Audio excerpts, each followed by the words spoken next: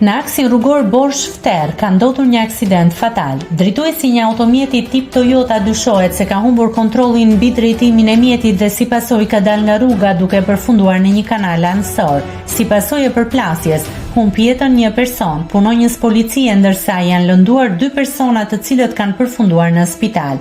Informacion paraprak. Rreth orës 12 në aksin rrugor Borsh-Fter, drejtuesi i një automjeti tip Toyota dyshohet se ka humbur kontrollin mbi drejtimin e mjetit dhe si pasojë ka dalë nga rruga duke përfunduar në një kanal ansor. Në automjet udhëtonin 3 shtetas, konkretisht RZ, VC dhe EM. Rreth 47 vjeç punonjës policie, ky i fundit, ka ndërruar jetë në vend ngjarje si pasojë e dëmtimeve të marra. 2 shtetasit e tjerë janë dërguar në spital në gjendje të rëndë shëndetësore. Grupi hetimor ndodhet në vend ngjarje dhe po punon për zbardhjen e plotë të rrethanave të aksidentit, si dhe përcaktimin e drejtuesit të mjetit në momentin e ngjarjes.